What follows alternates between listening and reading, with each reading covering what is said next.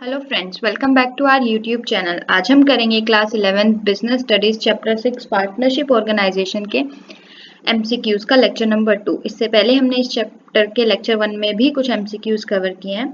आज हम कुछ और एमसीक्यूज कवर करेंगे। तो चलिए पहला एमसीक्यू पढ़ते हैं। पहला क्वेश्चन क्या कह रहा है? To start a partnership business what should be the minimum number of partners? Options are option A 2, option B 10, option C 4 and option D 20। तो एक पार्टनरशिप बिजनेस को स्टार्ट करने के लिए मिनिमम नंबर ऑफ मेंबर्स कितने होने चाहिए, minimum number of partners कितने होने चाहिए? आपका option number A is correct. 2 members होने ही चाहिए, क्योंकि सिंगल पर्सन को आप पार्टनरशिप ऑर्गेनाइजेशन नहीं बोल सकते। वो सिंगल पर्सन किसके अंडर आ जाता है? सोल प्रोप्राइटर के पास। क्वेश्चन नंबर 2 क्या कह रहा है? What type of agreement is use to form partnership business? को किस तरह के एग्रीमेंट को यूज किया जाता है पार्टनरशिप बिजनेस को स्टार्ट करने के लिए, एग्री करने के लिए? Options are written agreement, oral agreement, written और oral agreement, none of them. तो आपका आंसर क्या होगा?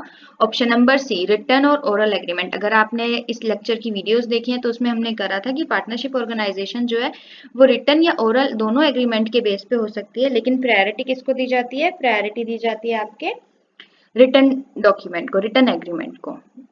चलिए क्वेश्चन नंबर 3 पढ़ते हैं। क्वेश्चन नंबर 3 क्या कह रहा है? In partnership partners liabilities are.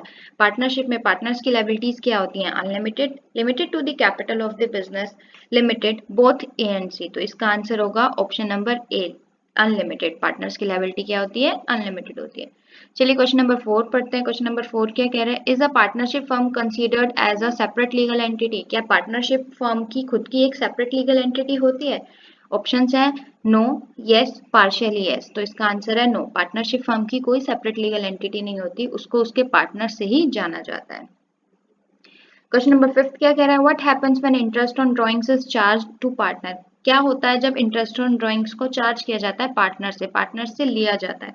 Options are credited to partners current account, option B not shown in current account, option C debited to partners capital account and option D none of the above.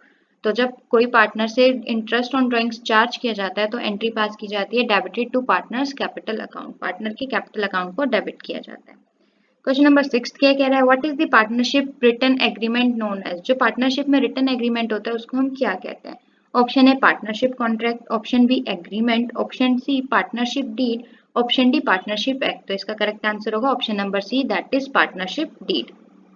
Question number 7 क्या कह रहा है? In absence of a partnership agreement what will be the percentage of profit sharing ratio between the partners? Partnership agreement के absence में क्या ratio, किस ratio में जो प्रॉफिट है पार्टनर्स के बीच में डिवाइड किया जाएगा? Options are unequal, equal, it will depend on the experience of partner, या last option is it will depend on the partner's capital.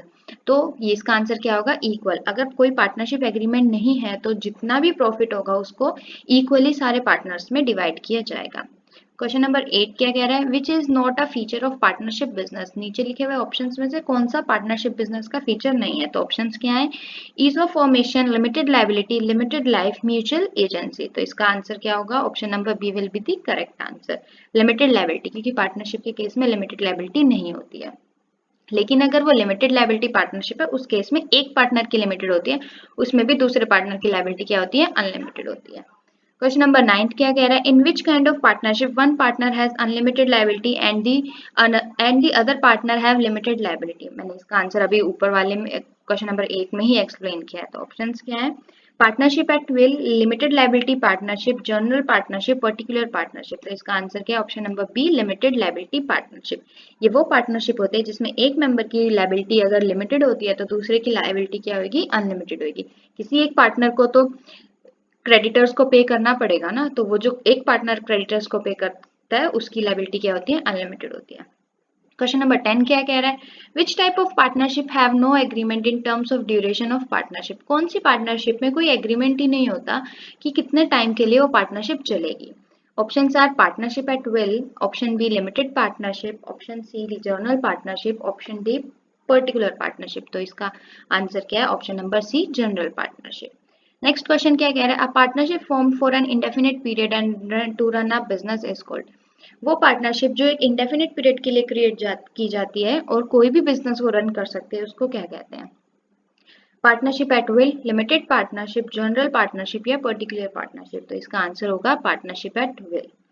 Next question क्या कह रहा था, crown as a name of firm requires permission from the crown. ये एक ऐसा नाम है जिसमें क्या हो सकता है, किसी के सेंटीमेंट हर्ट हो सकते हैं, या ये एक इलीगल नेम हो सकता है, या गवर्नमेंट के अंडर आता है। तो इस नेम को रखने से पहले जो भी पार्टनर्स हैं, जो भी पार्टनरशिप ऑर्गेनाइजेशन है, उसको किसकी परमिशन लेनी पड़ेगी? उनको क्या पार्टनर्स की परमिशन लेनी पड़ेगी, गवर्नमेंट रजिस्ट्रार, या किसी की भी नहीं लेनी पड़ेगी? तो ये इसमें किसकी परमिशन लेनी पड़ेगी? गवर्नमेंट की हमें परमिशन लेनी पड़ेगी। आई होप आपको ये 12 के 12 एमसीक्यूज अच्छे से समझ में आ गए होंगे, बट अगर स्टिल आपको कोई डाउट है तो प्लीज आप मुझे कमेंट सेक्शन में कमेंट करके जरूर बताएं। हम अपनी अगली वीडियो में चैप्टर 7 के एमसीक्यूज करेंगे। Thanks for watching. Please like, share and subscribe our channel for more videos.